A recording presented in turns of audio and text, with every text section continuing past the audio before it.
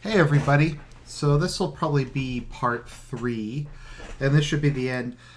People seem to be a bit surprised on how long this is. To be fair, it's not that it's like a man. I think the idea that it's a manifesto is supposed to be short. It's not really a manifesto. People just call it that as a joke. It's an autobiography, and it's not like particularly long. I should keep in mind, like the average audiobook is significantly longer than this. The average audiobook is like what, 7-8 hours long for like a short book, and like a George R. R. Martin one is like what, like 30 to 40 hours long. They're pretty significant. So I just like to say about today's Nero, about the guy in Las Vegas. I just have to say we can't jump to conclusions about his motivation. We have to like be calm, not jump to conclusions. Don't say it's about Islam. Don't say it's about Islam. But we also have to ban guns. We have to get rid of those guns right now. So don't jump to conclusions. But we need to ban guns. Lack of gun control is what caused this. So that being said, let us head into the final stretch of the Supreme Gentleman. The laptop I received on my 17th birthday had become infected with viruses, so my mother bought me a new, even better laptop Probably on from my all the 19th crappy porn birthday. you watched. I chose one that can't handle video games very well, because I had just made the decision to start playing World of Warcraft again. I just couldn't handle the anguish in my life anymore, and I needed a break. No matter how unhealthy and time-consuming WoW would be for me. 19 years old. Upon setting up my new laptop, I immediately installed all of my WoW discs. I logged onto my account and took a look at all of my characters that I hadn't touched for a year and a half. Now, someone was criticizing me for A, monetizing this, and B, laughing at Elliot Rodgers. Something you may have noticed is I just don't really care in a lot of cases when something tragic happens to like be like super reverent about it. Something I think if you've watched me for a while you notice is I really hate public grief. Public displays of grief I just find are normally very insincere. Like just when a lot of people start I don't know, like pray for France, pray for whatever, or oh my god, this celebrity it just irritates me. The other big one is, I'm trying to remember what it was, the whole ice bucket challenge thing. I found that super obnoxious, but let's continue. Right when I logged onto my main character, I was contacted by James, and he invited me to join an online group with him, Steve, and Mark. They all gave me a warm welcome back. And there I was, stuck in the void of hopelessness once again. In the exact same position as I had been when I was 14, 15, 16, and 17. For all the efforts I made to improve my life during my 18th year, I had nothing to show for it. No friends, no girls, no life.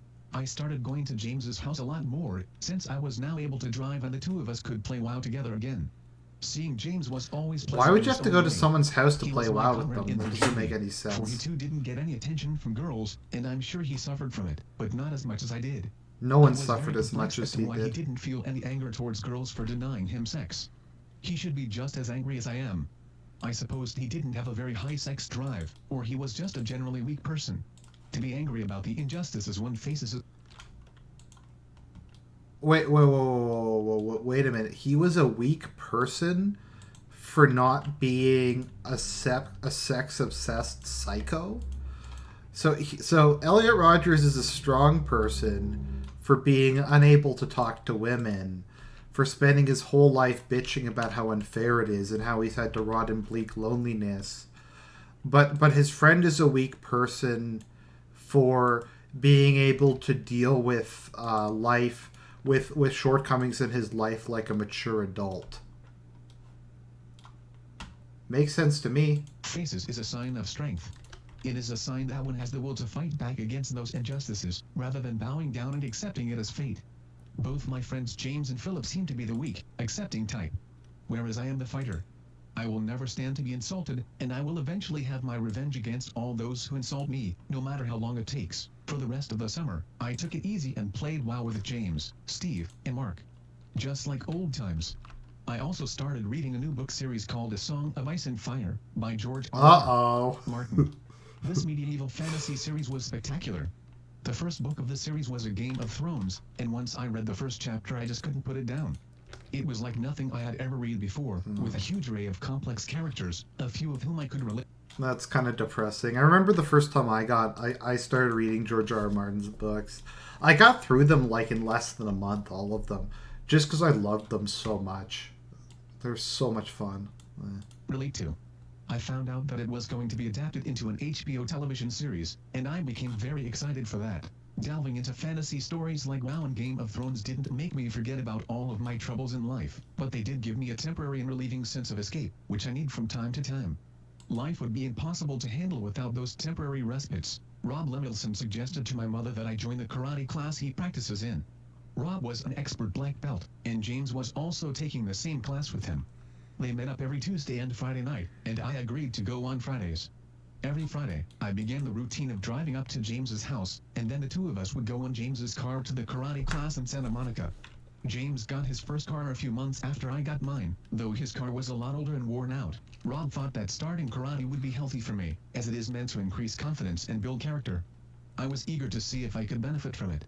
The class was pleasant. It gave me a good workout and a sense of invigoration.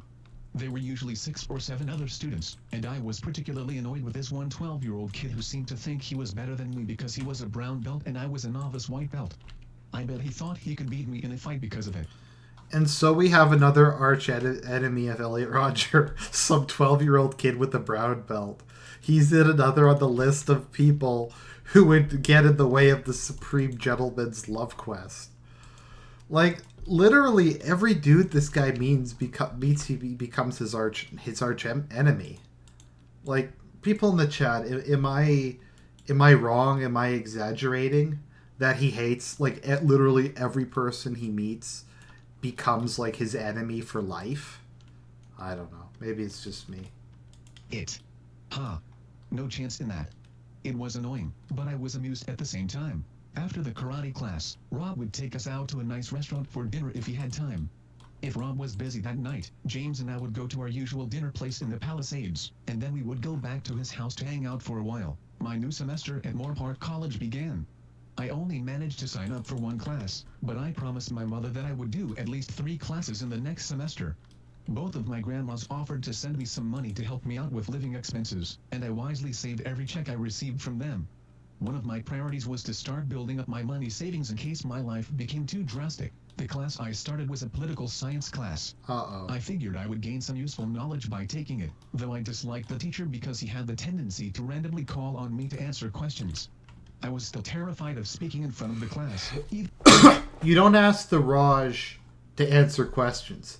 If you ask the Raj to answer questions, you're going to have to dodge the Raj, and you don't want to dodge the Raj. Class, even if it was for 1 sentence. My social anxiety has always made my life so difficult, and no one ever understood it. I hated how everyone else seemed to have no anxiety at all. I was like a cripple compared to them. Their lives must be so much easier. Thankfully, there were no couples in this class, but I still... Okay, that's like the first thing that he said that I agree with, because I actually do feel that way, because I have severe social anxiety. It is a very like difficult, painful thing. And I was trying to be clear throughout this, and maybe I'm just not being as clear enough. In a lot of cases, the reason I'm making fun of Elliot Rodgers and the reason I'm attacking him, despite the fact that I'm also someone who suffers from mental illness, is Elliot Rodgers' main issue wasn't that he was depressed. His main issue was he was a pathological narcissist. At least that is the impression that I get when I'm reading this and I'm listening to him. It's not somebody who's necessarily lonely. It's not somebody who's necessarily depressed. It's someone who's super narcissistic and entitled and is throwing a hissy fit because he's not getting a toy he wants. Because I think a lot of people just look at this on the surface and go, well, I can see a lot of myself in Elliot Rodgers. He's a troubled kid. But I think if you get into it, you're just like, yeah. Still had to see them when I walked through the school. The only thing I could do was keep my head down and pretend they didn't exist. I still cried on the drive home every day. Grandma Jinx came to visit the United States in October, where she stayed at Father's house. This presented a difficult situation. She of course wanted to see me, her eldest grandson, but I wasn't on speaking terms with my father and Sumaya. I was very resentful of my father for the way he treated me during that last incident, and I will never forgive him for it. My father effectively abandoned me at one of my most crucial points in my life. Though in fact, he was never really present in my life to abandon me in the first place. Nope, he probably When I wasn't. think about it, he was always absent from my life. When my whole world took a downward spiral into darkness after I hit puberty, he never made any effort to save me. He just didn't care. I would never let what happened to me happen to a son of mine, if I had a son. Though from the way things have been going, I'll never have a chance to have a son, because girls don't. Can you imagine what would happen if this dude reproduced? Like, what his children would be like? Yeah, I don't even want to really think about it, to be honest. Girls don't want to have sex with me. I would make such a better father than my own father. Grandma Jinx pushed the both of us to reconcile. She insisted that I meet her and father at father's house, where the three of us would set out to have lunch somewhere. I showed up and gave my grandma a hug. Father didn't say a word to me, nor I to him. We went to our local Japanese restaurant. Father sat in silence while Grandma Jinx asked me lots of questions about my life. Eventually we got around to the subject that was hanging in the air. If it weren't for my grandma, the conversation would have gotten nowhere. Father and I went back and forth at each other with accusations. Grandma Jinx persuaded the two of us to drop our grudges and move on. For her sake, we acquiesced. I shook hands with Father as we agreed to put the past behind us. I went on a walk with Grandma Jinx after we returned to Father's house. I took her up to my old contemplation spot, the hilltop that overlooks Father's neighborhood, which I always called the Overlook. That place is one of the most special places in my life. I have memories of it stretching back all the way to when I was a joyful 10-year-old. I remember going up there to skateboard all the way down. I rode my bicycle up. Back when I was a 10-year-old, back before I realized how much I lived in my twisted world. Bicycle up there during my middle school years. I hiked up there with Max when he was staying at Father's house as an exchange student. I languished there in despair when I went on my lonely walks at the age of 17 and 18. And now I was showing it to my grandma. When the two of us reached the top, every memory came back to me, and I felt a bittersweet sense of nostalgia. After the walk, I didn't want to enter Father's house. Sumaya wasn't there, and I hadn't seen her since that dreadful day when she made Father throw me out. Once again, my grandma forced the issue, and I agreed to go in for a talk. We all sat down at the kitchen table and agreed that arguing would get us nowhere. Father and Sumaya were willing to start over, and I agreed to give our relationship another chance. Before my grandma departed back to England, she made us promise to keep up the positive relations, and made sure that they would invite me over for dinner frequently. I soon went to one of those dinners at Father's house. It was an awkward experience, to have dinner with the two of them after all of the tension. We didn't raise any issues and talked about pleasant things. It was nice to see my brother Jazz again. I was shocked by how much he had grown in the past several months.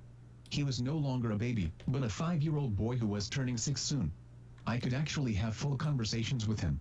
He was a very social boy, and quite boisterous. And that started to worry me. He could well turn into one of the people I have despised and envied so much. Uh-oh, he realized his brother was turning into a Chad. Much. I felt a hint of jealousy that my 5-year-old brother was so well versed in social skills at such a young age. I always suffered from shyness and social anxiety, but Jazz didn't. I mean, what kind of a psycho thing is this? He's jealous of his 5-year-old brother. Like, this is not normal. This is really weird and really disturbing. I mean, who thinks that way? Who's like, my 5-year-old brother is a detractor? I didn't seem to have that problem. I put that worry at the back of my mind. He was my brother, and he really looked up to me. He was one of the few people who treated me the way I want to be treated, with respect and adoration. I enjoyed spending time with the boy. As I got more used to having a car of my own to drive, I frequently went on what I called night drives around my mother's neighborhood. They almost replaced the long walks I used to take in the afternoons. Staying in my Elliot own Rodgers only is increased my the depression. Night Rider. It was suffocating. To ease the suffocation, I frequently got in my car at night, turned on the radio, and went on a drive with no particular destination. The song "Two Is Better Than One" always played on the radio when I went on those night drives. It made me feel sad, though it was soothing at the same time. That song will always remind me of the loneliness I felt during those experiences. I soon learned the hard way to not go on night drives on Fridays and Saturdays. That was when teenagers were out and about. Even in the peaceful residential neighborhood that my mother lived in, I frequently saw bands of teenagers roaming the streets. They were high schoolers, younger than me. Mostly skateboarder punks or football jocks who had pretty girls beside them. The sight of them enraged me to no end. It reminded me of the life I missed out on. They were probably on their way to some house party, where they will get drunk and have sex and do all sorts of fun pleasurable things that I've never had the chance to do. Damn them all. My autumn semester at Moore Park College flashed by like a subtle lightning bolt. It was as if it didn't even exist in my life. Moore Park College was supposed to be a place of hope for me, but it turned into a place of despair, just like everything else. I was invisible there. Nobody knew I existed or cared who I was. At least this time I finished the class. The day of my final exam was December 7th, which was also the day the new expansion to World of Warcraft was released, called Cataclysm. I completed my final exam with ease, and thus I completed my first college class, in which I received the grade of a B afterwards. I rushed to Best Buy to purchase the new game. With new WoW expansions, some of those old feelings that I felt when I first played the game came back to me, and I wanted that feeling again. It was comforting, and the sense comfort was something I needed to cushion myself with. I also knew that I would beat James, Steve, and Mark to the next high-level cap. I supposed it would provide a small sense of competitive satisfaction. Getting a character to the highest level the fastest was the only part of the game that I was truly good at, but I suppose that was due to the massive amounts of free time I had at my disposal. Since my college class was over and it was winter break, I could literally... So he wasn't even good at WoW. He just didn't have any hobbies. He didn't really seem to... I guess he read a little. But he had no real hobbies, or he didn't do anything other than just kind of mope around and write autobiographies about how shitty his life was. So I guess within that context, yeah, he had a lot of time to just play WoW. A B is not bad at all. B's fine. That's what I got in university. Well, in first and second year I got B's. In third year I got A minuses. Third and fourth. Played the game for every waking minute, and so I did. My last stint in the World of Warcraft was an intense one. I reached the new level cap in less than 2 days, and once I was there I repeatedly took pleasure in killing James's, Steve's, and Mark's characters as they tried to level up, as a petty form of revenge for them leaving me out of their group meetings years ago, and... What the hell is that? I team killed the only people who were friends with me as revenge for them contributing to my twisted world, I guess.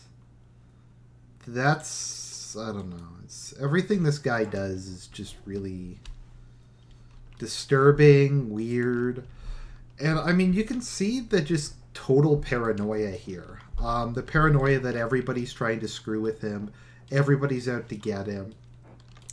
I think what you have to also keep in mind is, and I know this is kind of a given, but we're dealing with like a super unreliable narrator here. So just whenever like he talks, I know I called his father a cuck, but sue me. Whenever he talks about like something bad that happened in his life, keep in mind there's a very good chance that he's probably lying about it. He's a pathological narcissist. He's probably a pathological liar, and he's probably making this stuff up. And because I was jealous that Steve and Mark were more skilled at the game than I was. Being a higher level for those few days gave me the advantage I needed to even the score. But I digress. After 2 weeks of playing Warcraft non-stop, I once again came to the abrupt decision to quit. The new expansion was a major disappointment. Blizzard Entertainment, the creators of the game, made changes that I believe ruined everything that was fun about it. I won't get into the details, as most of the people reading this won't understand complicated video game terms anyway, but that was only a small part of the reason why I quit. The main reason was the disturbing new player base. The game got bigger with every new expansion that was released, and as it got bigger, it brought in a vast amount of new players. I noticed that more and more normal people who had active and pleasurable social lives literally left WoW because there was too many normies. I could just picture him yelling, normie, fucking normal fags, get off my WoW! Actually, wait a minute. Why am I not using this? I have an app on my phone that I should be using for this read through.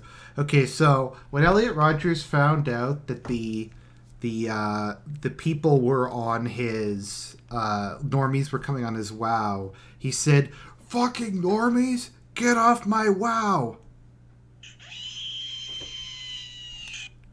Exactly, that was the noise he made. The game, as the new changes catered to such a crowd. WoW no longer became a sanctuary where I could hide from the evils of the world, because the evils of the world had now followed me there.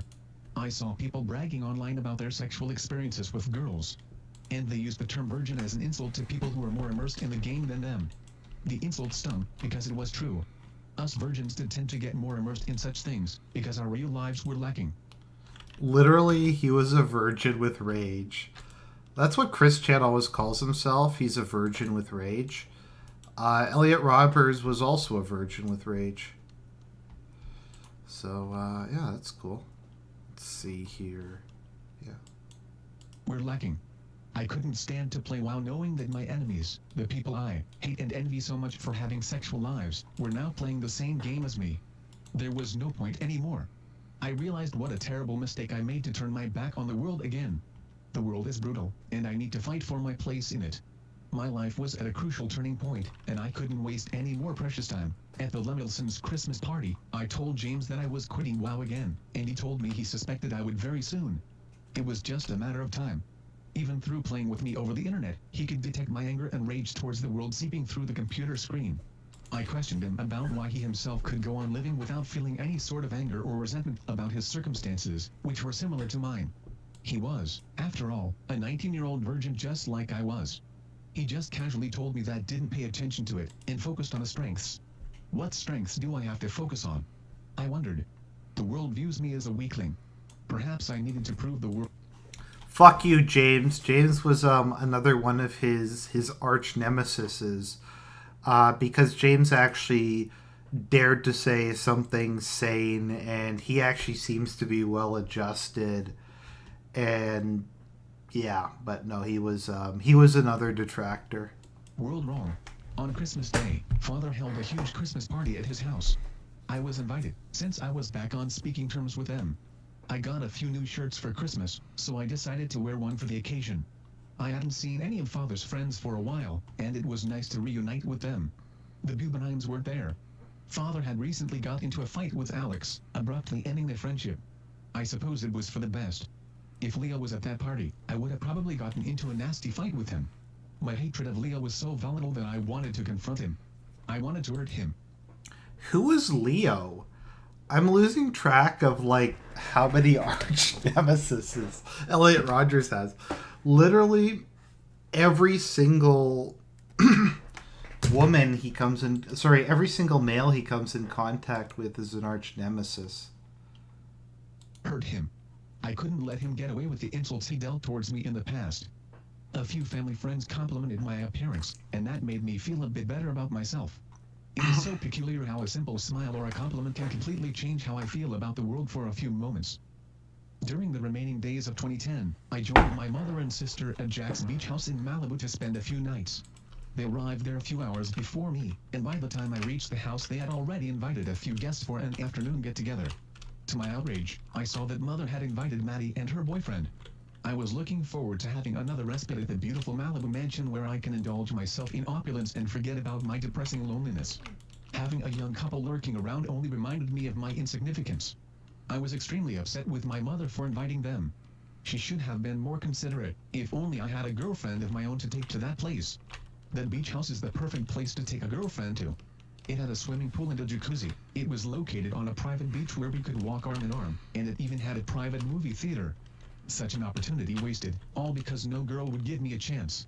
Instead, I was all alone, and I had to see another couple watch movies together in that very theater. Thankfully, the couple only stayed for a few hours. Mother invited a few more guests, and we ordered our dinner to be delivered from a local restaurant. I hope we get to the part where he starts throwing Starbucks coffee on the couples who, like, the attractive couples, out of jealousy. Because that is fucking amazing that he did that. Restaurant. By the time dinner arrived, I had already consumed 3 glasses of wine, and I had a 4th glass with the meal. Everything's better with some wine in the belly, as a famous character from Game of Thrones would say. I was left out of most of the conversations, like I always was, so I just sat there quietly, sipping my wine as I had to bear listening to Maddie talk about how awesome her life was. I excused myself as soon as I finished eating, and boy did I stuff myself on that meal. I then walked outside onto the beach. The wine had long since gone to my head, making me feel a sense of dizzy invigoration. I started walking along the shore, taking in the magnificence of the gentle, moonlit ocean. It was so romantic. I kept walking and walking with no destination in mind. The romance of it all filled me with despair and longing. I wanted a girlfriend to experience that moment with me, but no girl wanted to be my girlfriend. The only thing I could do was imagine how heavenly it would be to have a beautiful girl by my side. It is such a shameful tragedy. I ended up walking for 2 hours, and at the end of it I was crying to myself because I felt so sad. When I returned to the house, Maddie and her boyfriend had left, and so did most of the guests. The only guests who remained were my mother's friends Alan and Rebecca, and their sons, as they were spending the nights there with us. I spent the rest of my time there relaxing and watching movies in the theater. We watched the entire Jurassic Park trilogy, which brought back fond memories of my childhood. I went on a few more walks on the beach during the daytime. That beach was always quiet and peaceful, since the only people who visited it were those who lived in homes on the beach. I took full advantage of this. I've always found beaches to be truly beautiful, but I could never go to public beaches because they are full of young couples walking around in their revealing bathing suits, the sight of which fills me with envious rage. On the private beach, I could enjoy the serenity of the environment without having to worry about young couples making me jealous. There were no young couples, only a few families and old couples here and there. I did, however, pass by one young girl, and she was like a goddess who came down from heaven. She was walking alone, in her bathing suit, with her luscious blonde hair blowing in the wind. I couldn't help but slyly admire her beauty as we passed by each other. Slyly. Slash was scared. As if Elliot I was Rodgers scared was that she ever might sly view me as about nothing anything but in an his inferior life. insect whose presence ruins her atmosphere. Her beauty was intoxicating. And then, just as we passed each other, she actually looked at me. She looked at me and smiled. Most girls never even deigned to look at me, and this one actually looked at me and smiled. I had never felt so euphoric in my life. One smile. Oh my god, One he was smile was all it euphoric. took to brighten my entire day. The power that beautiful women have is unbelievable. They can temporarily turn a desperate boy's whole world around just by smiling. That smile put me in a good, healthy mood for the rest of the walk, but it soon faded away as I realized that I could never actually have a girl as beautiful as that. She probably only smiled out of politeness. She would never go for me. And what is the point to life if I can't have a girl of such beauty? Some men get to have beautiful girlfriends like that, and some don't. I am among those who are denied such a pleasure, and that is why I hate life. After spending 3 days at the Malibu beach house, I was sad to leave it. I had a feeling I would never see the place again, and it was true. That was the last time I ever went there. Mother ended her relationship with Jack sometime within the following months, though she would never tell me directly about it. I spent New Year's Eve alone and miserable, just like the previous year. And the year before that, for that matter. When doesn't Elliot Rodgers spend a holiday alone and miserable? It was the last day my WoW account was active, and I logged onto WoW just for that occasion. I angrily had arguments with random people online who I saw bragging about their girlfriends. I spewed out all of my hatred towards them, but they were only amused. It was a very aggravating experience, and it made me glad that I canceled my WoW account. There was nowhere I could hide anymore. Time was ticking, and a new year was just beginning. I concluded that I had to put more effort into making better use of my time. I made a vow on New Year's Day that I wouldn't masturbate until I did something to successfully get one step further in life. Having a high sex drive, I usually masturbated at least every other day. I always fantasized about sex. And the fact that I was unable to have sex made me even more obsessed with it. To stop masturbating for more than 3 days was a big deal. I lasted 7 days. On the 7th day my sexual urges became too overwhelming. My whole body was enveloped in it. I thought about girls every single second, and not having a girl to have sex with was unbearable. I could not even function anymore, so I had to break my commitment. The masturbation session I had after that 7-day dry spell was astounding. I did my usual fantasizing about having sex with a beautiful, tall blonde-haired girl, but this time I intensified it a lot and made up a whole story in my mind just to make the experience seem more real. If only it could be real. Some men get to live that fantasy, whereas I could only dream of it. Life is not fair. I finished the 4th book of the Song of Ice and Fire series. The television adaptation, Game of Thrones, was coming out in just a few months, and I was really looking forward to that. I was also looking forward to the 5th book of the series, which had a release date of July 12th. After finishing all 4 books, I had become a huge fan. I wonder if Elliot Rodgers went on a shooting spree because of how much Dance with Dragons sucked. Dance with Dragons was fucking awful. Oh, I don't want to think about it. Huge fan of the series. It depicted a much more exciting world than the one I lived in, with a large array of complex characters, a few of whom I could really relate to. As I was reading up about the release date for the 5th book, I found an online countdown that showed each day, hour, minute, and second that remained until July 12th. Since July 12th was so close to my 20th birthday, I used this countdown as the official countdown of my last days as a teenager. I made it my internet homepage and hoped that it would motivate me to do everything I can to change my life during this crucial period. Since I was back in father's good graces, my mother agreed to meet with him and me to talk about my life situation. We had dinner at a Japanese restaurant, where we had a long talk about what I was doing in my life, and what my college plans were. My mother and father both agreed that in order to change my life, I needed to remove myself from my current environment and start anew. Living at my mother's apartment was becoming unhealthy, and they thought that things would improve if I had my own place. It was at this moment that we began to form the Santa Barbara plan, in which I would go to college in Santa Barbara and live amongst the students there. The Santa Barbara plan was formed on that night, but its roots stretch all the way back to when I just turned 18. It was all because I watched that movie Alpha Dog. The movie had a profound effect on me, because it depicted lots of good-looking young people enjoying pleasurable sex lives. I thought about it for many months afterward, and I constantly read about the story online. I found out that it took place in Santa Barbara, which prompted me to read about college life in Santa Barbara. I found out about Isla Vista, the small town adjacent to UCS. So he literally moved to a town because in a movie he watched a couple of years ago, people in that town had sex. Okay. Makes sense to UCSB, me. where all of the college students live and have parties. When I found out about all this, I had the desperate hope that if I moved to the town I would be able to live that life too. That was the life I wanted. A life of pleasure and sex. I talked to my mother about the prospect of going to college in Santa Barbara a few times during my 18th year. She thought it was a good idea. It would certainly free her of the burden of living with me, but we never seriously considered it. Until that day, my mother proposed the plan to father, and father became very enthusiastic about it. We laid down the groundwork right then and there. Father was still suffering from his financial crisis, but he agreed to pay for my tuition and contribute $500 a month towards my living expenses, while my mother would pay for my apartment rent and continue to provide me with the car. I was to do one more semester at Moore Park for the time being, and then transfer to Santa Barbara City College in the summer. This was a very astonishing turn of events.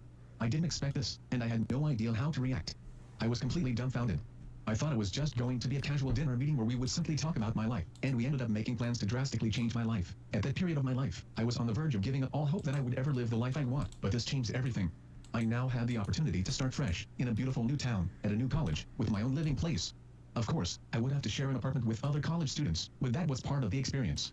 It would give me more social credibility than living with my mother, that's for sure. Deep down, I always wanted an opportunity like this. And now I had one, just, at the time when I was about to give up on everything completely. It was very overwhelming, and I needed a few days to meditate and take it all in. It was such an unbelievable turn of events that I dismissed it from my mind in the following 2 months. It was still 5 months before I would start college in Santa Barbara, so I decided not to worry about it for the time being. At the present, I had to worry about my new semester at Moore Park that was just beginning. I was registered to take 3 classes for the spring semester at Moore Park. The first was an early morning history class, followed by sociology and then psychology. They were all just as disastrous as I expected them to be. I had to drop the sociology class right on the first day, because there was this extremely hot blonde girl who took the class with her brute of a boyfriend. I couldn't stand looking at them sitting together. I left the class mid-session because I couldn't take it anymore. Dropping my sociology class left me with a huge gap of time in between my history and psychology. Well, like, here's what happened is he saw that, like, hot blonde girl sitting with her brute of a boyfriend, and he went... that's what happened. Psychology classes. During this time I usually went to a quiet, secluded spot that had a few tables overlooking the view of the mountains. I spent a lot of time here, writing in my diary and contemplating my place in the world. My 2 remaining classes were not much better. In my history class, I had a crush on a really pretty girl. I mean, like, how crazy is this? He literally left a class because there was an attractive girl in it. Like, he dropped it after a day. He's like, oh, there's this hot girl in it. I can't have sex with her. I have to leave this class. It's too much. It's too much. Only to find out that she What a had a fucking boyfriend, and in weirdo. my psychology class there was this group of popular kids who acted obnoxious the whole time. One of them was a very pretty blonde girl, and she actually enjoyed associating with the obnoxious boys in her clique. The injustice. I hated them all. Everyone treated me like I was invisible. No one reached out to me. No one knew I existed.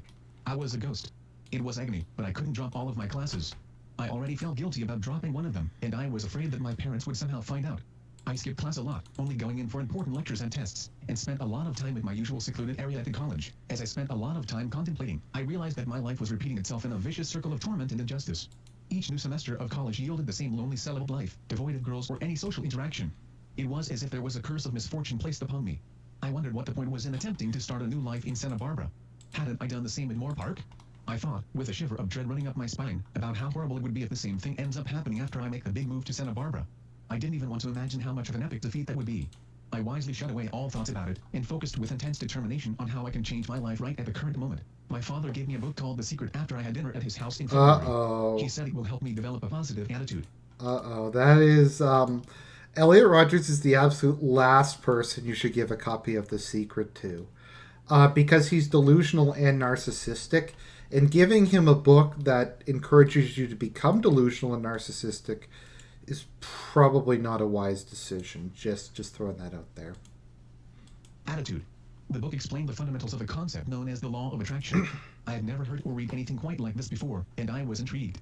The theory stated that one's thoughts were connected to a universal force that can shape the future of reality.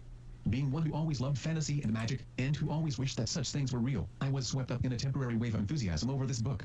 The prospect that I could change my future just by visualizing in my mind the life I wanted filled me with a surge of hope that my life could turn out happy. The idea was ridiculous, of course, but the world is such a ridiculous place already that I figured I might as well give it a try. In addition, I was so desperate for something to live for that I wanted to believe in the law of attraction, even if it was proven to me that it wasn't real. Once I finished reading it, I drove all the way to Point Doom in Malibu and climbed out to the cliffs at the very edge. It was a windy day, and I could see the ocean roiling below me. As night fell, I looked out to the stars and proclaimed to the universe everything I wanted in life. I proclaimed how I wanted to be a millionaire, so I could live a luxurious life and finally be able to attract the beautiful girls I coveted so much. I wished to make up for the years of youth that I wasted in bleak loneliness, and by doing so I would get revenge on everyone who thought they were better than me, just by becoming better than them through the accumulation of wealth. I believed that the only way for me to attain this wealth at the time was to win the lottery, and that is what I visualized doing. I then descended the cliff top on Point Doom and walked along the Malibu Ocean, just like I did a couple of months previously at the beach house. So he read The Secret, and The Secret was like, well, Elliot, you don't really have to do anything in life. Just imagine this stuff is going to happen, and it will happen. And he's like, okay, I'm going to win the lottery and get rich. And when I win the lottery and get rich, then women will have sex with me. And once the women have sex with me, then everyone's going to be jealous of me. And it's going to be my revenge on the world, because the world wouldn't give me sex, so I'm going to use positive visualization to give myself to basically use magical powers to destroy my enemies. I don't fucking know. None of it makes any sense. House. I saw a couple walking along the shore ahead of me. The man looked to be in his late 20s or early 30s, and the girl he was walking with looked like a supermodel. I assumed he was very rich and owned a nice house in Malibu. The two of them were walking hand in hand, and I saw him suddenly place his hand on her ass every now and then. He was living the life. He was in heaven. I was envious, but since the man was older than me, it also gave me a twinge of hope, especially after my proclamation to the universe at the cliff top. If I'd become a multi-millionaire, I would be able to walk on the beach with a beautiful girlfriend too, and my life would be complete. That was what I wanted. That was what I wished for in my future. As I've always believed, am destined for great things. Becoming a multi-millionaire at a young age is what I am meant for. My faith was soon broken, as I bought a few Mega Millions lottery tickets and visualized myself being the winner. I usually visualized it by meditating on the rooftop of my mother's apartment right at the time of the drawing. A part of me knew it was impossible to will the universe to make me the winner just by wishing for it on a rooftop, but I was so desperate that I wanted to believe I could. I wanted to believe I had the power to do it. After failing to win when the jackpot reset because someone else won, I lost all faith in that book, and I almost ripped it apart in frustration. I desperately... So he visualized winning, and then he didn't win, and then... I don't fucking know. This whole thing is just so crazy. Desperately pondered if there was some other way I could make millions of dollars at my age, but I came up with nothing. I realized that my miserable, lonely virgin life was going to continue, and my only hope was to give Santa Barbara a try. I was still attending karate class with James and Rob Levinson every week. Most of the time, Rob couldn't make it because he was busy with something, so it was mostly just James and I going together. It was a pleasant Friday night tradition that had lasted for the last several months, and I enjoyed the chance it gave to hang out with James and have some form of social interaction. But lately, things were starting to get tense. I was constantly annoyed at how I wasn't getting better at my karate moves in the class, and that one little kid still treated me with disrespect because I was still a white belt, and he was a brown belt. I was also frustrated at how James was so much physically stronger than I was, and how he was so much more skilled at karate than me. During sparring sessions, the deep anger inside me that had accumulated... I love the detractor 12-year-old. I love how there's there's the 12-year-old detractor kid, and like the 12-year-old detractor kid who was more alpha than him. And he just has all this resentment towards the 12-year-old brown belt. They probably fought, and the guy probably kicked his ass, and that's probably where some of this resentment comes from. At least that's my guess. Sometimes come out, and I used my anger to give me an advantage when I sparred with James and the other students. The karate teachers didn't like this, and I was criticized. I found the anger to be quite euphoric when I used it to fight, and I enjoyed it in a bittersweet way. After our karate session, when me and James went to a restaurant in the Palisades to have dinner, I sometimes got very angry when I saw a group of teenagers, or a teenage couple. I constantly talked to James with vehement rage about my envy and anger at such people. I told him about how I wished I could make them all suffer. We had a lot of conversations about what we would do if we had all the power in the world, and I told him about all of the torturous acts of revenge I would carry out against all those who have insulted me or lived a better life than me. I thought that James would relate to me, since he was also a virgin who had no girls in his life, but some of the things I did disturbed him. One night, he told me, with a lot of distress, that enough was enough. He didn't want to hear it anymore. That was also the night that I decided to quit the karate class. I didn't speak to James until the two of us attended Rob Levinson birthday party in Fuck you, James. How dare you tell me that my megalomaniacal rants are scary? You're just a pussy. You don't understand. The Supreme Gentlefish doesn't like the Supreme Gentlefish can can do megalomaniacal rants about how he's gonna have wealth and power and take over the world, and that's okay. If you get in the way of the Supreme Gentlefish, then oh boy. Party in late spring. It was celebrated at a very upper-class restaurant in Los Angeles, and the Levinson family rented a private room with 7 tables for the occasion. The food was absolutely delicious, and the wine was exquisite. Each bottle was from 1985, and probably worth over $1,000 each. I was seated next to James at the young person's table, and at that table I ran into none other than Julian Ritzbar. I hadn't seen him since we were hanging out together with Charlie, John Joe, and Elijah. That was 7 years ago. The oaf didn't even remember who I was. I found out that his father was good friends with Rob. When I mentioned him earlier in the story, I talked about how much I would envy him, and this was the night when that happened. There were a few girls at our table, daughters of Rob's friends. One of them was pretty. I believe she was the daughter of Pietro Scalia, a renowned film editor. She had very sexy eyes, and she was tall. I always had a thing for tall girls, and this one was almost taller than me. I had to suffer watching Julian sweet-talk all of the girls. He acted so confidently, and the way the pretty girl looked at him with those sexy eyes of hers. That was a look that no girl ever gave to me. What are the odds, like, that for a lot of these people, he just, like, they probably didn't even sweet-talk them, they probably just had a normal conversation with a girl. Because, I mean, this guy's, like, paranoid and delusional, so he's probably just imagining a lot of this stuff. I could tell that she was attracted to him. I became more enraged with each second I had to suffer through this. The girls treated me like I was invisible, but they all paid attention to Julian. What made it even worse was that Julian was a year younger than me, and he acted like an obnoxious prick, but the girls liked it. The more enraged I became, the more wine I drank. James was probably worried about how angry I was getting, and he tried to strike up random conversations with me to distract me from Julian. It was very hard to help myself from getting up and dumping my wine all over Julian's stupid head. Perhaps I would have, if the birthday cake wasn't presented so early. Everyone stood up to sing happy birthday to Rob, and then the meal was over. Some of the guests left, and James and I switched to a different table. By the time the party was over, I had consumed 8 glasses of that 1985 wine. I was underage, but no one seemed to notice me drinking. I was literally stumbling out of the restaurant. I saw James again a couple of weeks later, and that would be the last time I see him for quite a while. It was at another dinner party of Rob's that he held at his house in the Palisades, though for no special occasion. This time, another person who was a target of my extreme jealousy was there. His name was Roy, an Indonesian boy. Fuck you, Roy. He was 4 years younger than me and James, and he took pleasure in bragging to us about his success with girls.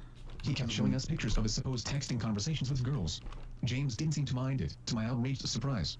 I, on the other hand, could barely tolerate the insolent little worm. At the party, James and I frequently went outside to have conversations about our fantasies.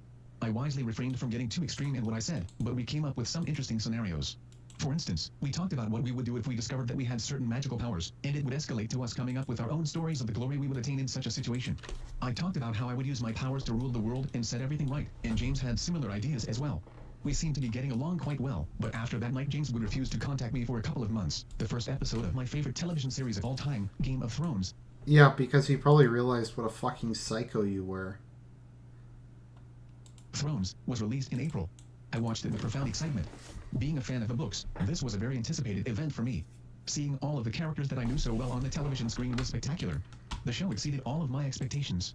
Each week I looked forward to the next episode, and each episode gave me a small bit of joy in my otherwise bleak life. Towards the end of my spring semester at Moorpark, I was so frustrated with my lonely status at the college that I refused to even drive up there in the last few weeks.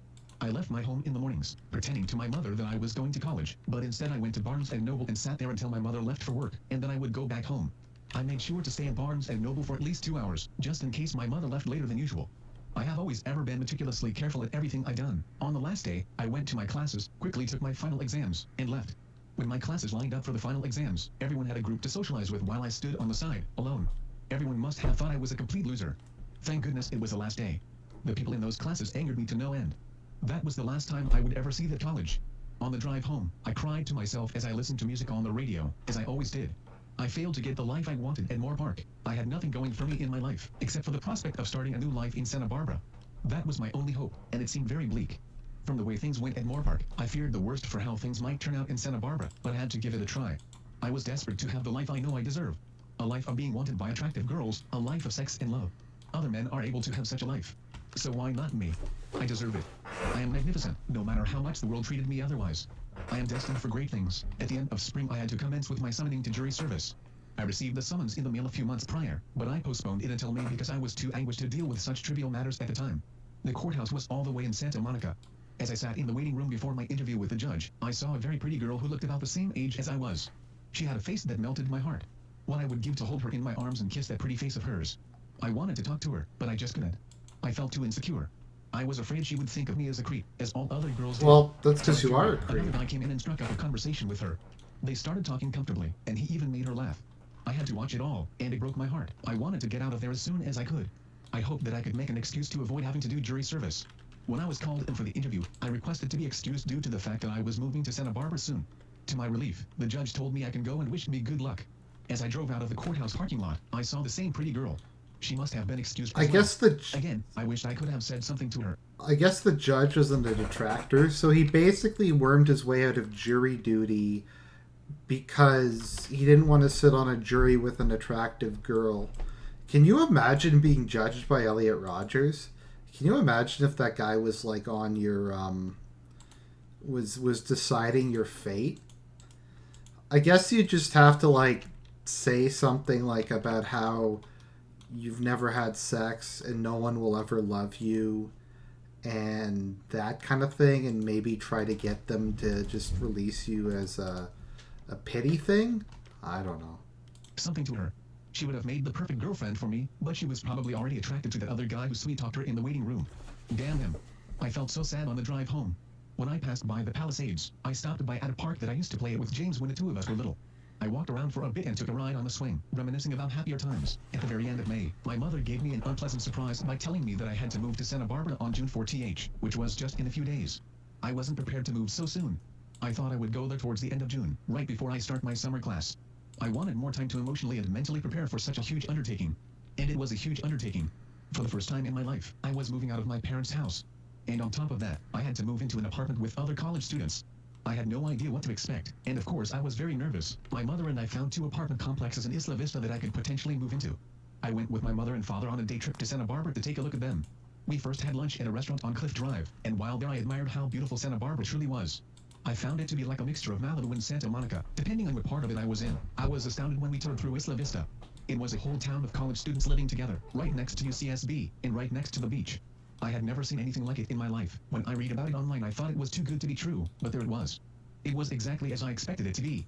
There were hot blonde girls walking around everywhere. I always theorized that one of the main hindrances to me living the life I desire was my situation of living in my mother's apartment. I thought to myself, as we explored more of this college town, that if I lived there, then there was no way I would have trouble getting a social life and losing my virginity. It was the perfect environment to do so. If I can't get laid there, then there was no hope for me at all. The first apartment building... And there was no hope for him at all. Building we looked at was pleasant, but they only had shared rooms, and I wanted my own room. The second apartment building was called Capri Apartments, and they had a setup of many 2-bedroom apartments shared between 3 college students, in which one occupies the single room and the other 2 occupy the shared room. The single rooms cost more, of course, but it wasn't much. My parents and I sat down at a cafe to talk about it. We agreed that Capri Apartments was the best choice. My mother went back to their office to arrange a lease deal. Capri was a very popular apartment complex, so it was hard to get a spot there so late in the year. They didn't have any autumn semester apartment units ready until July, so it was arranged that I would stay in a temporary apartment unit for the first month, and then move to a permanent one in July once it was ready. The lease was signed and a deal was set. I was going to move to Santa Barbara on June 4th. My mother was very adamant that I move on that particular date. She said it was because she wanted me to go there and settle in before college started, but I knew the real reason. She always wanted me out of her house because she hated having to deal with me. The Santa Barbara plan would free her of me, and she wanted that so badly that she was willing to pay $900 a month for my apartment room rent. Basically, she was paying money to get rid of me. I realized that once I moved out, there was no going back. It will set a precedent, and the threshold will be crossed.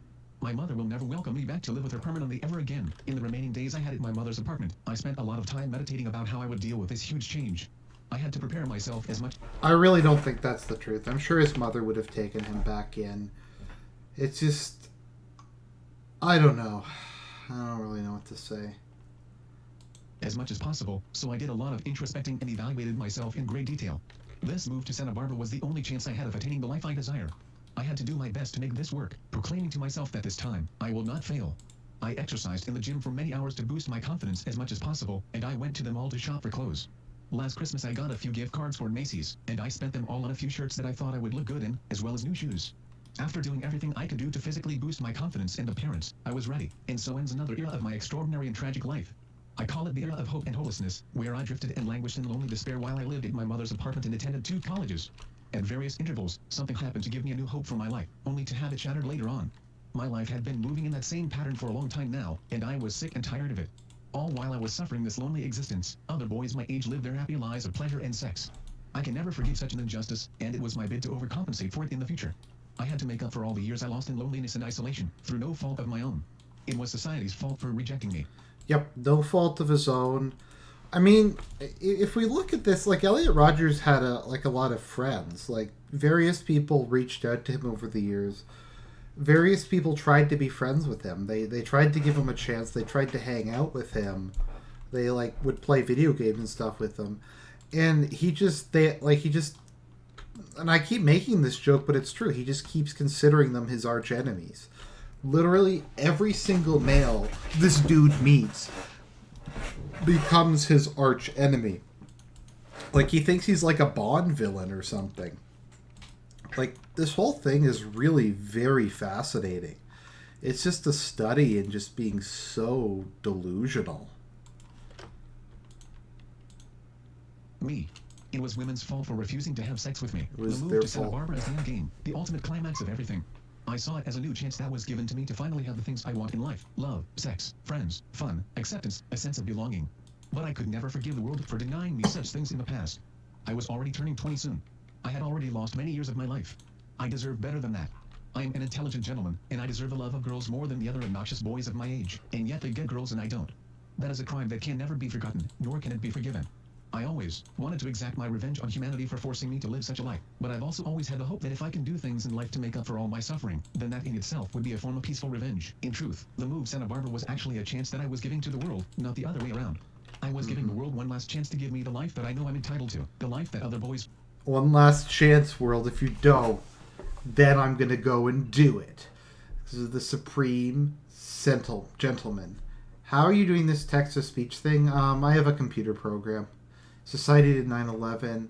Bond fucks a girl that the villain has eyes on. The villain, a virgin with rage, makes its personal mission to take down James Bond, the original Chad. Yeah, that's pretty much the case. If I still have to suffer the same rejection and injustice even after I move to Santa Barbara, then that will be the last straw. I will have my vengeance. Part 6, Santa Barbara, Endgame, age 19 to 22. On Saturday, June 4th, 2011, I packed up all of my most important belongings into my car, said farewell to my mother, and drove off to face my destiny in the beautiful oceanside town of Santa Barbara. It was raining as I arrived in the vicinity, and I felt a sense of ominous foreboding as I entered Isla Vista, my new home. My father met me outside my apartment. He came to help me move in. The two of us walked up to the leasing office where they gave me my new set of keys, and then one of the receptionists walked me to the apartment unit that I will be staying in for a month. I was introduced to 2 new housemates who would only be there for 1 week. One of them was named Artem, a quiet Russian student who went to UCSB. And the other, whose name I don't remember, was a tall blonde surfer-type boy who went to SBCC. I was annoyed at how tall and attractive he was, though I didn't show it. After I unpacked all of my belongings, Father and I went out for a quick lunch before I said goodbye to him. Okay, let's see here. The other person whose name I don't remember was another fucking detractor. He was another one of Elliot Rodger's many arch enemies. Him. And that was it. For the first time in my life, I was living independently, miles away from my parents, in a new town. I felt a sudden sense of anxiety, fear, and trepidation. But I also felt a sense of hope that my life could possibly change for the better. I exchanged small talk with my new housemates, and they seemed nice enough. It was hard to believe that I was actually living in an apartment with 2 other college students who I didn't know until that day, especially for someone like me who has had very minimal social interaction with other young people. It felt so odd and peculiar. I was uncertain of what to expect, and the anxiety I felt from that uncertainty was overwhelming, but I knew I had to push through this. I knew this was the major turning point of my life. My life was finally changing, and I had to do my best to make that change a positive one. The very first night was traumatic and gave me a very bad taste about everything. Through my window I heard a lot of students partying outside, and I wondered, with a great amount of fear, how I would ever be able to join in on their fun. That was the reason I was there, after all. I didn't think I was capable of it. Later in the night, I heard a boy and a girl having sex in the apartment above me. Just knowing that other young men get to enjoy the pleasures of sex while I get none of it has always filled me with envious rage, as well as bitter hatred towards the world. But to actually hear them doing it was even more traumatizing. I was prepared for this, however. I had done a lot of research about college life in the town of Isla Vista, and I knew that students had a lot of sex there. I had an inkling of a suspicion that I would eventually hear or even see people doing such things if I lived in that environment.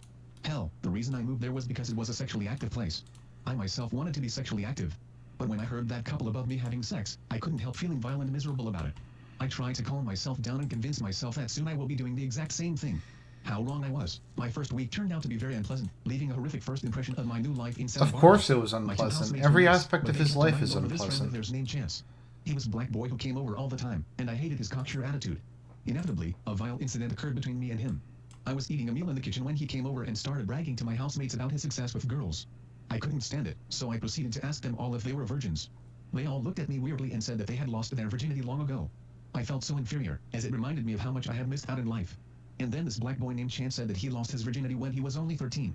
He said that the girl he lost his virginity to was a blonde white girl. I was so enraged that I almost splashed him with my orange juice. I indignantly told him that I did not believe him, and then I went to my room to cry. I cried and cried and cried, and then I told him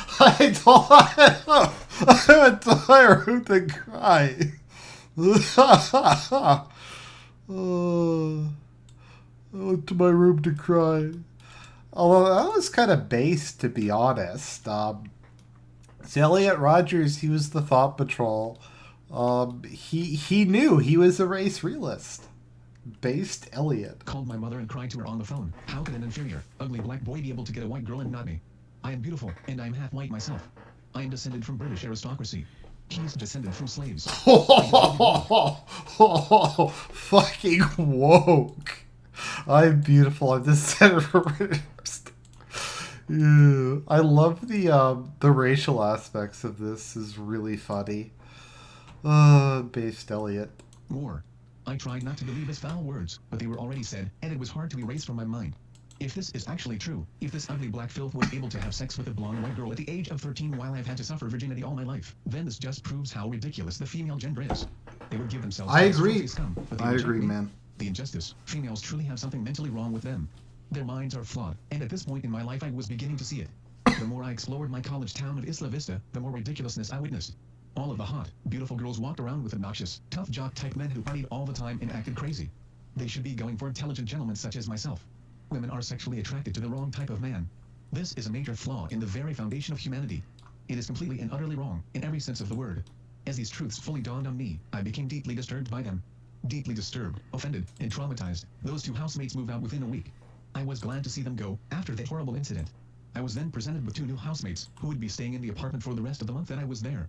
Their names were Daniel Fainshell and Reed Makins.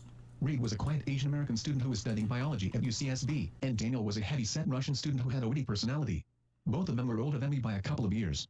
Daniel was very social and talkative. He often tried to start conversations with me, which I actually liked. Social interaction was always welcome in my lonely life, and I found him to be a very interesting person. It was nice to have someone reach out to me. Soon enough, my summer session at Santa Barbara City College began. I had enrolled for 2 classes, a history class and a geography class. The history class started at 8:00 in the morning. When my alarm rang, I enthusiastically put on one of my new shirts as I got ready to start my first day of my new college. The weather was sunny and bright as I made the drive down the 101 freeway. This was it. This was the moment of truth.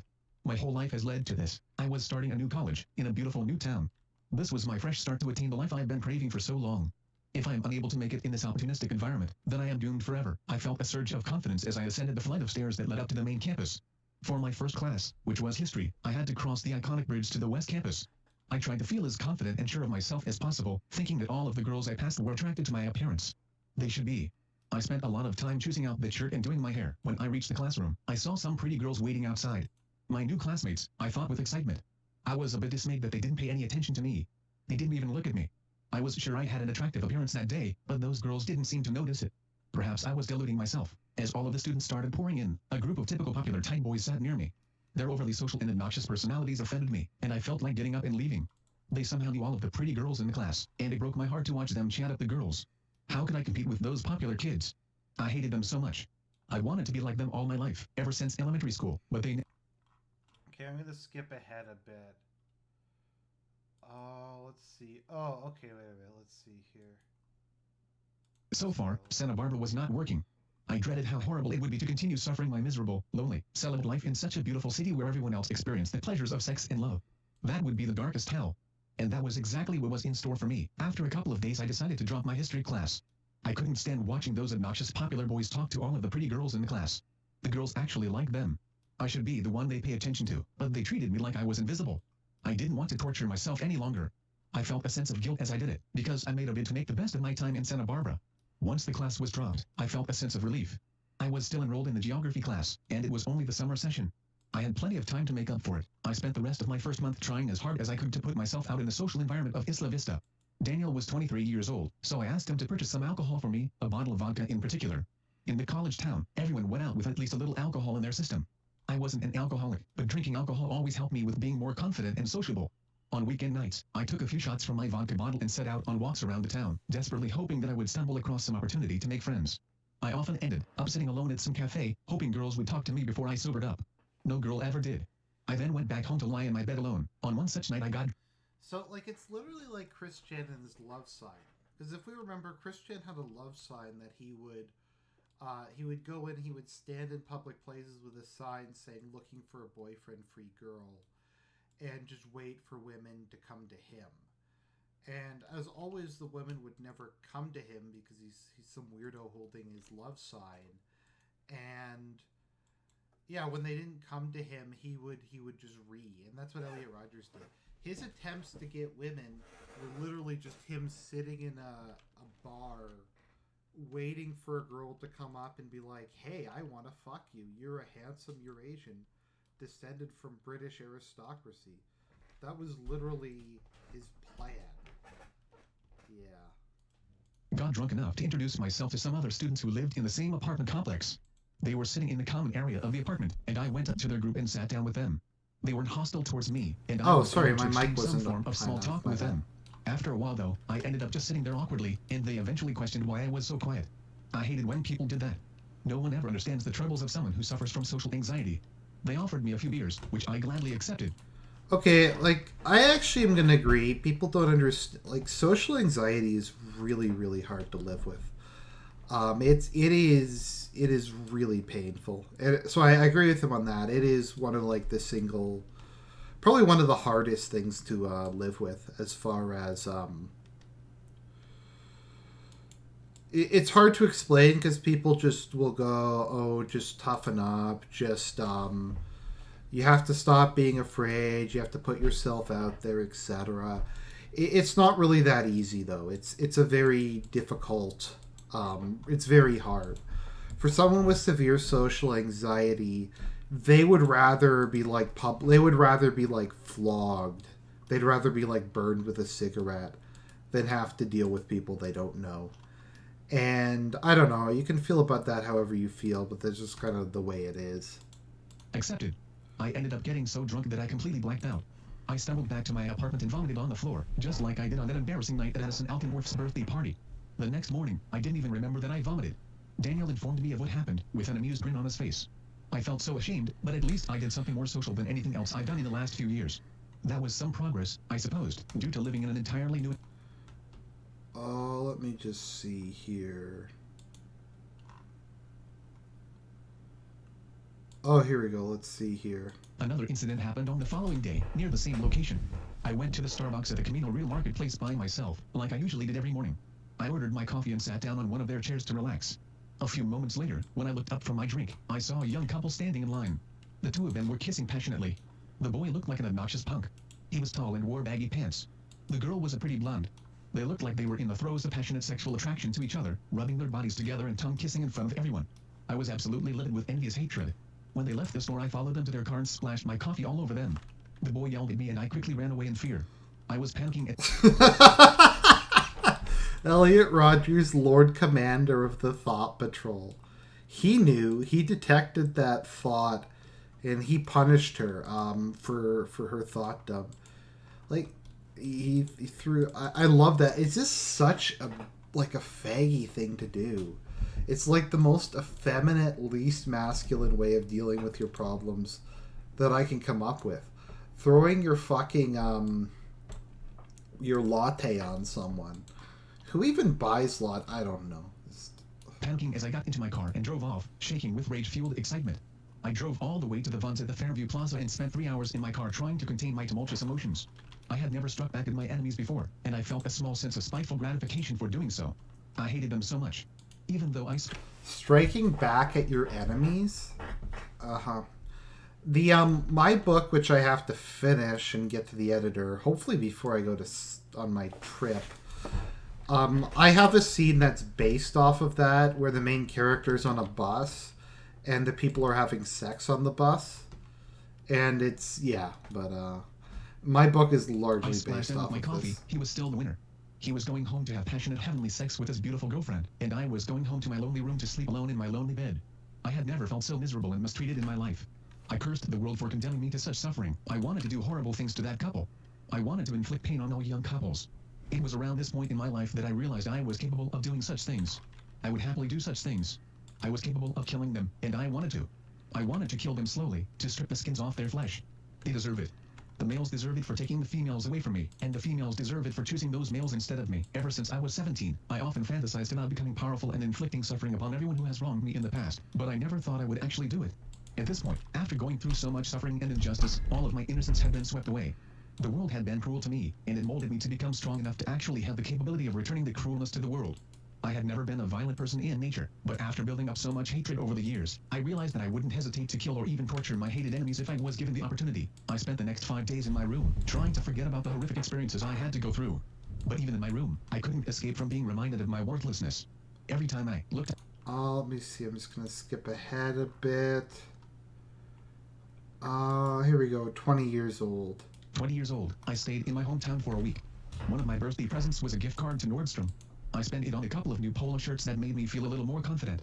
Buying new clothes would always give me a temporary boost of confidence, and I practiced it as if it was a drug. Before I left for Santa Barbara, I reunited with Philip and Addison after a very long period of not seeing them. The three of us met up at the Calabasas Commons, and then we went in Philip's car to Malibu for a few adventures. We ended up settling down at Starbucks and had a few insightful conversations. Addison had changed and matured tremendously, and he was no longer associating with the popular Malibu high school kids. This didn't change my resentment towards him, and I kept confronting him the whole time about the insulting way he treated me.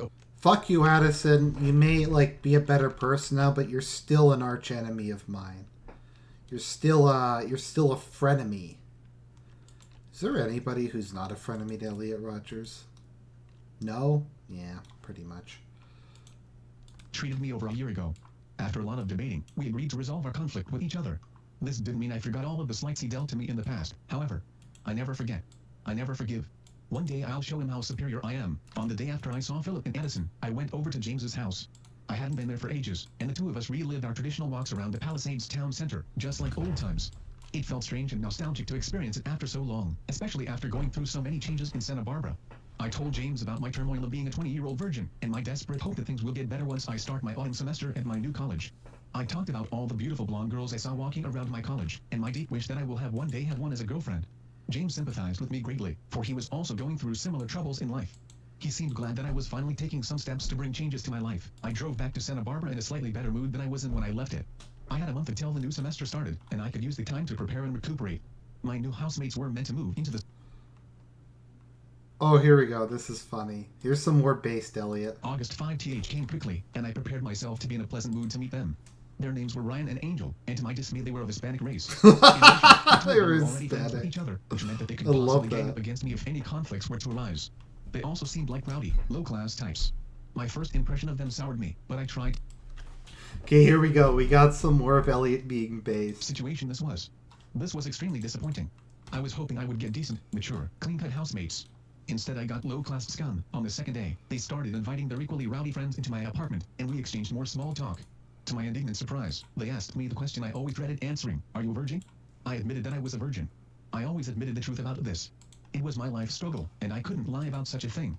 They then had the audacity to tell me that they lost their virginity long ago, bragging about all the girls they had slept with. Fucking I particularly hated Angel because of his ugly pig face. How could such an ugly animal have had sexual experiences with girls, and yet I haven't? What was wrong with this world? I got so angry that I went to my room and punched the wall. They heard me and started laughing. It was almost a repeat of what I experienced with that black boy named Chance in the old apartment, except this time it was worse because these were my housemates for the year. On the day after, I almost got into a physical fight with Angel. The ugly pig kept acting as if girls thought he was more attractive than me. Ha! I am a beautiful, magnificent gentleman and he is a low-class, pig-faced thug. I had enough of his cocksure attitude, and I started to call him exactly what he was. I tried to insult him as much as I could, telling him how superior I am to him, and saying that he was low-class. He tried to attack me, but Ryan, being the more mellow of the two, held him back. A pity, I was itching for a chance to hurt that obnoxious little animal. Though I suppose it was for the best. My life was too important to risk doing it. Being based for the wrong reasons. I remember in like an interview, his father's like, "I didn't know my son was such a racist. How could I have such a racist son?" It was some bullshit like that. I don't know. To me, it was like the only sympathetic about the guy. Doing anything rash. In a panic, I immediately called my mother as soon as I could and told her of the dire situation. There was no way I could live with those two imbeciles for the whole college year. They already ruined my weekend. My mother agreed that I needed to get out of there, so I went to the leasing office and explained to the manager everything that happened. He told me that there was another room available for me to transfer to, but it would cost $100 more a month, because it was a larger two-bedroom unit and I would only be sharing it with one housemate, who would occupy the other room. I called my mother and she gave me permission to go through with it. I signed the new lease, arranging to transfer when the room became available in September. I would have to bear living with them for the rest of the month until then. To help get through the month, my mother let me come home every weekend until I was able to transfer to the new apartment. I would only stay in Santa Barbara during the weekdays, but on those weekdays Angel and Ryan went out of their way to make my life a living hell. Every time they went out they kept yelling to me how they're going to sleep with hot girls that night. I knew they were just lying to make me jealous. They always made fun of me for being a virgin. At night, they frequently made noise to wake me up. I was literally being bullied, and it was truly horrific. I wanted to kill them both, but of course I was smart enough not to go through with that desire. Okay, these guys actually do sound like douches. Like I personally would want to get out of that situation. They sound like legitimate assholes. Plus, they are low class scum. So I can't really disagree with him on that one. But yeah, it's gonna be the one of the few times I agree with the Raj in this book. Desire. All I could do was remember every single. Let's see here. Let me just skip ahead a bit.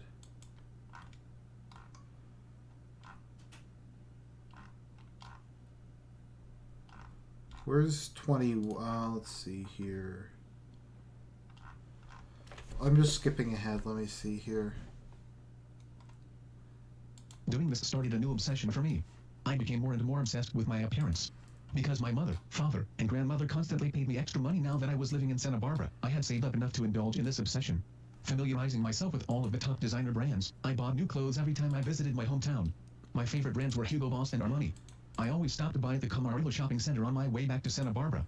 I loved it there. They had a store for almost every brand. One time, as I was shopping at the Calvin Klein store in Camarillo, I saw such a sexy looking blonde girl with perfectly tan skin. She looked so beautiful and sexy that I had an erection instantly. Oh, the heavenly things I wanted to do to her. And then I saw her hunk of a boyfriend. My entire being was filled with anguish and despair. I could only imagine how amazing and pleasurable that guy's life was. They were older than me, probably mid-20s, and I thought with desperate hope that when I'm that man's age I would be worthy enough to have such a girlfriend by my side, to shop with her at that same shopping mall in heavenly bliss.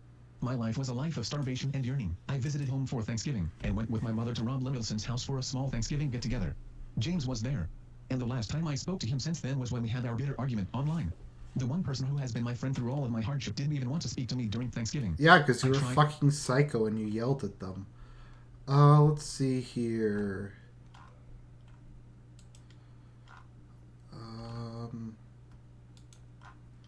Just gonna skip ahead a bit. Sorry, this part's kind of getting boring. Let's see here.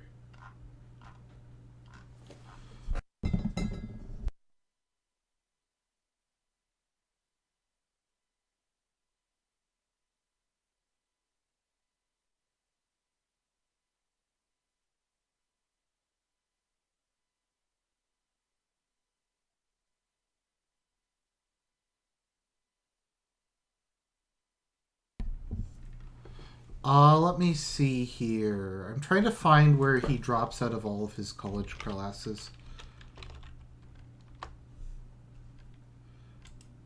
Let's see here.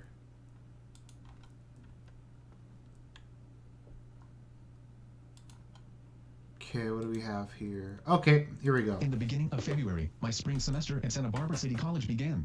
The classes I registered for were sociology, math, film studies, and English. My English class was an online class, but the other three were normal classes that I attended at the college. Sociology and math were on Tuesdays and Thursdays, and my film class was on Friday mornings. It made for a convenient setup. This was the last chance. I had already failed to change my life in the last semester. I must not fail again. I remembered how hard it was to keep up those two classes in the autumn. The people in them made me feel so miserable. I knew that if the same thing happens in the coming semester, I would end up dropping all of my classes, and if that happened, all of my hope would be doomed. On the morning of the first day, I donned my fabulous Armani exchange shirt and put on my new Gucci sunglasses that my mother gave me. I admired myself in the mirror for a few moments, and began to feel a surge of enthusiasm. I wanted everyone to see me looking like that. I was hopeful that some girls would admire me. I said to myself that there was no way I could possibly have trouble with getting girls now. I stopped by Starbucks to buy a latte and set off for my college with the confidence that I would appear as a superior gentleman to all of the students there. I would appear as was a superior gentleman. That was what I was born to be, and it was now time to show it to the world. It was a bright, sunny day as I ascended the familiar steps up to the beautiful college campus of SBCC. I immediately went to the restroom to look at myself in the mirror a few times, just so that I can feel more assured of myself. Yes, I thought. /am the image of beauty and supremacy. I kept saying it over and over again, as if it was a mantra. When I crossed the renowned bridge that connected the two halves The of image campus, of beauty I felt and as if everyone was admiring supremacy. me. As I passed by groups of girls, I pretended to imagine that they secretly adored and wanted me. After all, that was how it was meant to be. The more I walked around the campus, the more I tried to convince myself that that was the case. My first class was sociology, and I waited until everyone was seated before I walked in. I came in through the front entrance so that everyone could look at my fabulous self. To my utter dismay, I saw that no one turned their head to look at me at all. No girl tilted a head or lifted a pretty little eyebrow at my approach. After all that effort, I was still being treated like I was invisible. The sociology class flew by like a breeze, and my next class was math. In this class, I saw one of the prettiest girls I had ever seen in my life. She was the only pretty girl in the class, and she was absolutely stunning. Of course, she didn't even notice me as I walked in. Her beauty was so intimidating that I couldn't bring myself to sit near her, out of fear of her judgment. As the lecture proceeded, I couldn't help myself from constantly glancing at her, admiring every inch of her enticing body, from her silky blonde hair to her smooth, skinny, lightly tanned legs. The most beautiful thing about her was her face.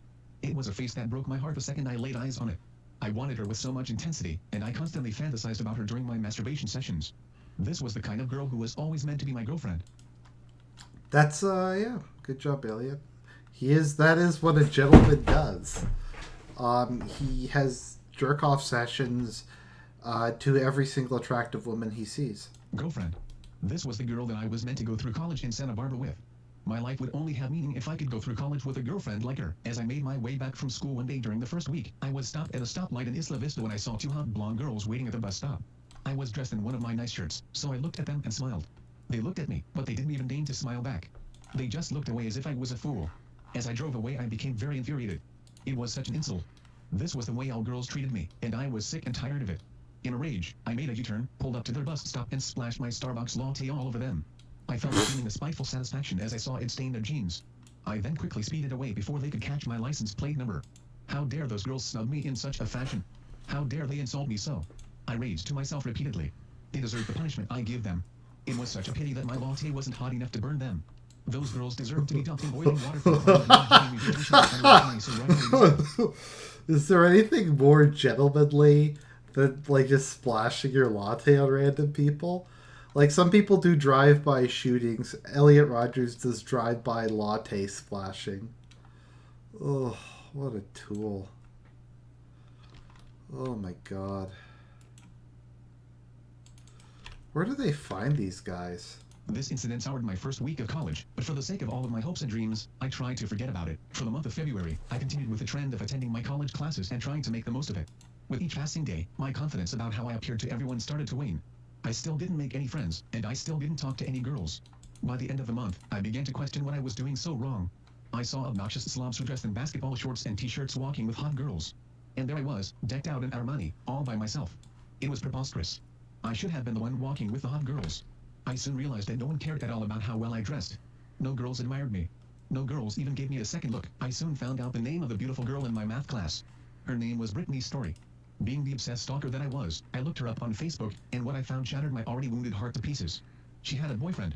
Not only that, but her boyfriend was the type of boy I have always hated and despised. A tall, muscular surfer jock with a buzz cut. As I looked at all the pictures of the two of them together, I shivered with pure hatred. I could physically feel the hatred burn through my entire body. I wanted to kill both of them, and I was capable of doing it. Brittany's Story should have been mine, and if can't have her, no one should. I fantasized about capturing the two of them and stripping the skin off her boyfriend's flesh while making her watch. Why must my life be so full of torment and hatred? I questioned to the universe with turmoil roiling inside me. I screamed and cried with anguish that day. My housemate Spencer heard it all, but I didn't care. I dropped my math class immediately after learning that Brittany had a boyfriend. I couldn't look at her beauty anymore, knowing that some punk was able to enjoy having sex with her every day. I can only imagine how heavenly that guy's life must be. He was in heaven and I was in hell. Shortly after dropping my math class, I decided to drop all of my other classes in a rage. There was no point to it anymore. No matter how hard I tried, girls were not attracted to me. What was the point of going through college, getting a degree, and finding some mundane professional job afterwards if I could never experience the pleasure of girls along the way? I didn't want to torture myself with going to college and looking at all of those beautiful girls I could never have. Nothing beneficial came out of it. There was no hope for me to ever have a desirable college life. My life was devoid of friends, devoid of girls, devoid of sex, and devoid of love. I realized that I will never be able to look back on my youth, the time that I should be having a blast, and feel satisfied about all of the happy memories I have. There were no happy memories. Only misery, loneliness, rejection, and pain. The only thing I could do was eat. Now, has Elliot actually been rejected by anybody? I think that's an interesting question to ask. Who has he been rejected by? The only people who have actually rejected him are like his friends that he was a psycho to. Like that he yelled at, that he talked about his creepy revenge fantasies, when he talked about like skinning people. Like those are the kind of things that he got like rejected over. But by and large, like most people other than those like douchey spics that he lived with seem to be pretty nice to him. They seem to be like trying to interact with him, to try to be his friend, etc. Like more people reached out to him than I ever reached out to me. And the thing is, he just fucks up all his interactions with other people because he's a narcissist. He's like a severe pathological narcissist. I don't really know how else to put it. That's just kind of the way he is, and all of his problems more or less just stem from that. And like, let's be honest, if this dude was getting laid 24/7, do you think he would have been happy? Do you think that like he actually like would have had a better life? No, he just would have found something else to be upset about. Then he wouldn't have been rich enough. If he was rich, then he still wouldn't have been rich enough. If he had like a certain number of girls, then he wouldn't. I mean, that's what C.S. Lewis, when he was talking about sin, he said the worst sin is pride, which is also what Thomas Aquinas said. But the reason the worst sin is pride is because pride can never be fulfilled. There's always going to be someone who's better than you at something. There's always going to be somebody who has that hotter girlfriend, who's more wealthy, who's more successful. And because of that, you're never going to be satisfied. And Elliot Rodgers basically, because of the way he was destined to never be satisfied with anything in his life. And yeah, so like this is all just kind of window dressing. It's all just kind of misleading. Even if, like I said, all these things worked out, and he got all the things he wanted, he still would have been miserable, and he still would have hated everybody around him. Even the score. I wanted to make everyone else suffer just as they made me suffer. I wanted revenge. When I dropped my college classes, I crossed a threshold that I knew existed, but never actually believed I would cross. It completely ended all hope I had of living a desirable life in Santa Barbara. I realized that I would be a virgin forever, condemned to suffer rejection and humiliation at the hands of women because they don't fancy me, because their sexual attractions are flawed. They are attracted to the wrong type of male. I always mused to myself that I would rather die than suffer such an existence, and I knew that if it came to that, I would exact my revenge upon the world in the most catastrophic way possible. At least then, I could die knowing that I fought back against the injustice that has been dealt to me. Ever since my life took a very dark turn at the age of 17, I often had fantasies of how malevolently satisfying it would be to punish all of the popular kids and young couples for the crime of having a better life than me. I dreamed of how sweet it would be to torture or kill every single young couple I saw. However, as I said previously in this story, I never thought I would actually go through with these drastic desires. I had hope inside me that I could one day have a happy life. It was only when I first moved to Santa Barbara that I started considering the possibility of having to carry out a violent act of revenge as the final solution to dealing with all of the injustices I've had to face at the hands of women in society. That would be a good copy past RoboCop, what you just posted. Let's see here. Here we go. Oh, he's talking about the day of retribution now. Okay, let's see here. That is when I realized that this threshold existed, and if I crossed it, I will have to carry out this day of retribution. It has remained stagnant in the back of my mind ever since, until this point. After dropping my spring classes at Santa Barbara City College, I knew that the day of retribution was now very possible. I even wrote about it in my diary, but I later tore out the pages because I feared someone might find them. A shiver ran through me, realizing how twisted my world had become, that I would have to resort to doing something that I would consider unthinkable a few years ago. I didn't want to do it. I wanted to live. Thinking about the day of retribution made me feel trapped. I wanted a way out. After some deep contemplation, I had the revelation that the day of retribution wasn't the only way I could make up for all of the suffering I've had to experience. If I could somehow become a multi-millionaire at a young age, then my lifestyle would instantly become better than most people my age. I would be able to get revenge on my enemies just by living above them and lording over them.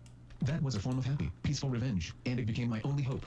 Once again, I started to desperately ponder over ways that I could become extremely wealthy at a young age. It was my only way out. This is when I realized that wealth was the only way I could lose my virginity, the only way I could have the beautiful girlfriend I know I deserve. Due to all of my past experiences with girls, it is evident that girls are not attracted to me as a person. They are repulsed by me. The only way I could possibly become worthy of their love and attraction is if I become wealthy. In the beginning of... I wonder why women were repulsed by him. It couldn't be that he was a psycho. Then again, has he actually been rejected by a woman at any point during this this book? Has a woman actually actively rejected him, or is it all just part of his delusional thinking that women rejected him? I don't know. Beginning of March, I went home in a sullen and disturbed mood. I did my best to hide it from my parents. I also had to hide the fact that I dropped all of my college classes, and I kept up the pretense that I was still attending college, talking to my father about my lectures and so forth. The weekend that I visited home was quite an eventful one, and I had been looking for some time. On Sunday, March 11, 2012, I went with my mother and sister to a private, exclusive Katy Perry concert. And on March 12, 2012, I went with my father and Simona to the red carpet premiere of The Hunger Games. The invitation to the private Katy Perry concert was actually meant for Rob Levinson, as the concert was held for extremely wealthy people who were clients of NetJets, a private jet company. Rob had no interest in such things, so he gave the tickets to my mother. I was eager to go, because I loved attending exclusive events. It made me feel special. For most of the time spent at the concert, I just walked around and ate food at the buffet tables while everyone waited for Katy Perry to perform. There was upbeat music playing the entire time, and a lot of wealthy families with their kids attended. Every family there must have had a net worth of at least 20 million to be able to hire private jets. I tried to pretend as if I was part of a wealthy family. I should be. That was the life I was meant to live. / would be. If only my damnable mother had married into wealth instead of being... Okay, let me just skip ahead a bit. Let's see here. To Santa Barbara, I realized that I had absolutely no obligations. Since I had dropped all of my college classes, I had all the time in the world. I wanted to make use of that time as much as I could. Frantically, I tried to come up with ways to find some sort of idea to make millions of dollars. Some would say this was folly, but it has been done before. Many people have succeeded in coming up with an idea and making millions, or even billions, instantly. I was an extraordinary, magnificent person destined for great things. If other people could do it, why not me?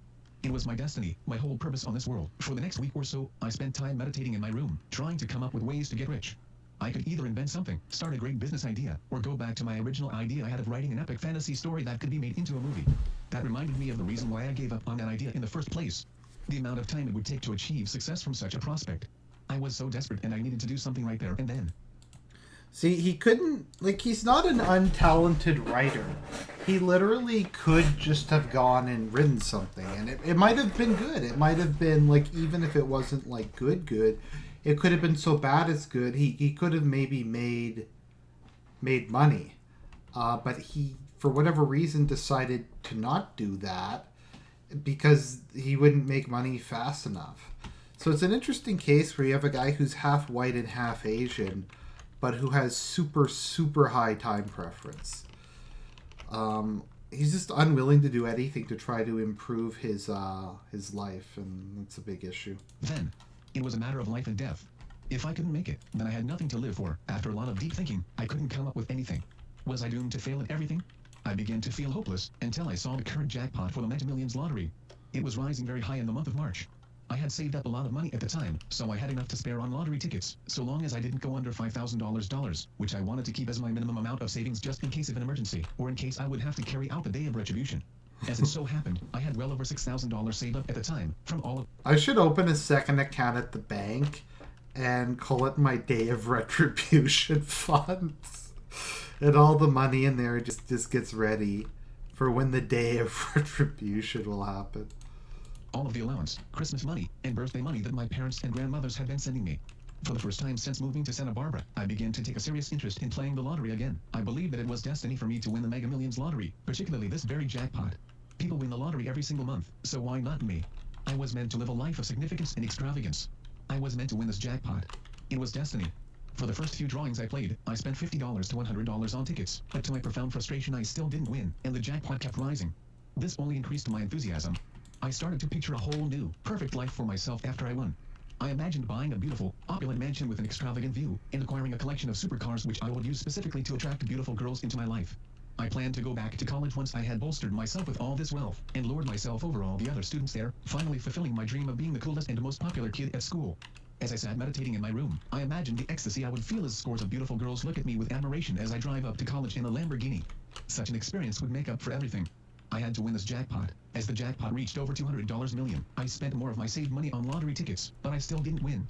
I knew that the more I spent on tickets, the higher chance I had of winning. I was so desperate to live a satisfying life that I spent $400 on tickets when the jackpot hit $290 million. When I failed to win that, I spent $500 on tickets when it reached $363 million, and I still didn't win it on that one. And then the jackpot reached a number that I never imagined it would. $656 million. I was astounded and filled with a feverish enthusiasm of hope and desire. This was the highest lottery jackpot in history. I knew I was always destined for great things. This must be it. I was destined to be the winner of the highest lottery jackpot in existence. I knew right then and there that this jackpot was meant for me. Who else deserved such a victory? I had been through so much rejection, suffering, and injustice in my life, and this was to be my salvation. With my whole body filled with feverish hope, I spent $700 on lottery tickets for this What the fuck? $700 on a lottery sex I would have with a beautiful model girlfriend I would have once I become a man of wealth. After the ultimate and fateful drawing, I waited 3 days to check the result. I was too anxious about what I will see. The result would determine the fate of my whole life. For those 3 days, I meditated alone in my room, trying to convince myself that I was the winner.